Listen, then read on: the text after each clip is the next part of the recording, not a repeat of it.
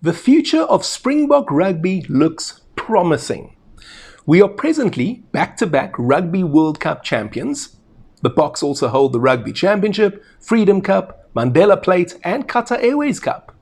But there are no guarantees it will always be this way.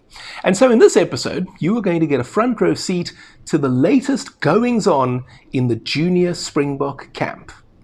The youngsters have just returned from Georgia, where they played 2 matches against their under-20 counterparts from that country. Although I did find the presence of an All Black referee something of a concern.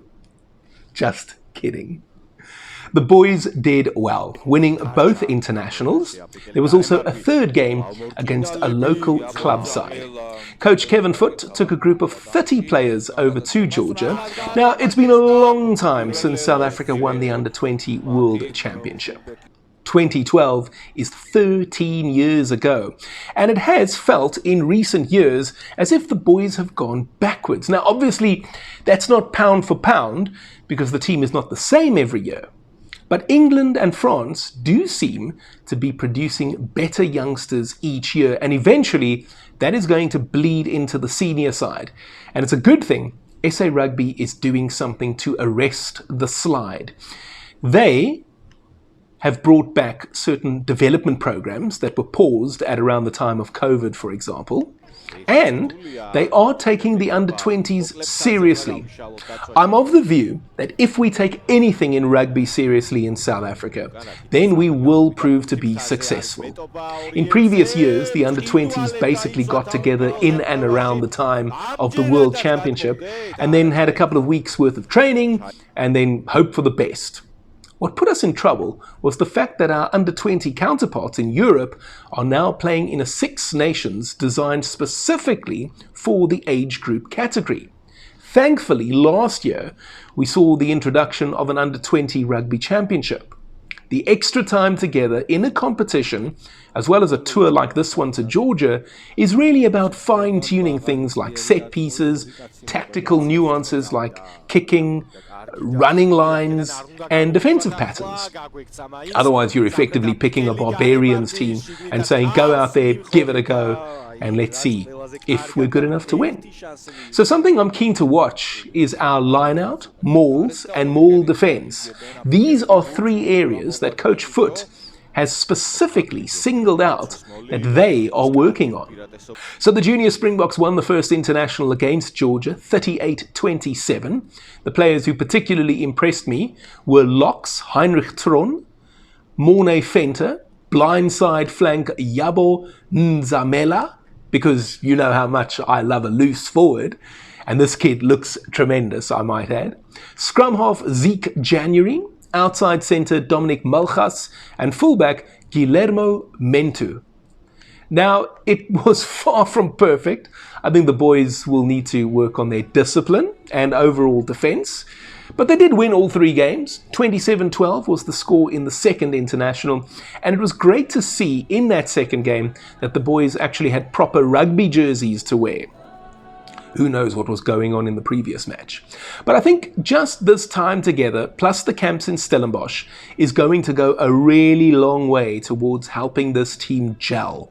And come the Under-20 World Championship later this year, you are going to see a Junior Springbok team that is perhaps better prepared than any other previously. Of course, I want us to win every tournament we play in, whether that's the Springboks, the Junior Springboks, the Blitzbokke, or the Women's Springboks, or any other, the Women's Sevens, any other iteration of the Boks. But I also accept that there's not a very practical expectation on my part.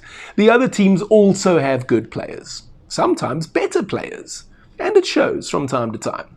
South Africa has not won the Under-20 world title since 2012. But if we can at least be as best prepared as possible, then that will go a long way towards helping. I think in the last few years, we really have seen a talented group of players almost thrown in at the deep end, and I would defend our coaches too. You can hardly expect them to work miracles at the 11th hour.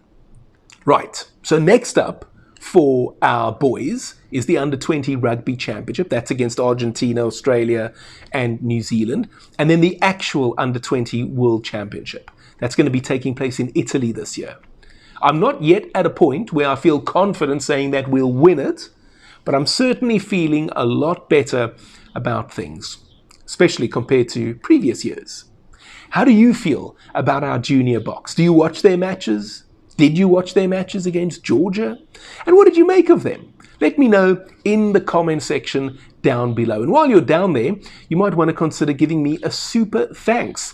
That is also making a comment, but it'll be a highlighted comment. I promise to reply to it, and I will click on the heart button on your comment. You'll see it's a heart with a $ inside of it. The reason there's a $ inside of it is because it will give you the opportunity to make a small donation to my channel.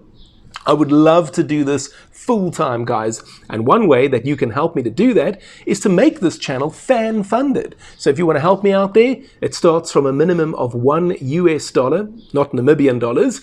And you know what, if you're a Rupert or a Motsepe or an Oppenheimer, hey, you know what, be my guest. $100 million, if you please. That's one of the ways that you can support me, guys.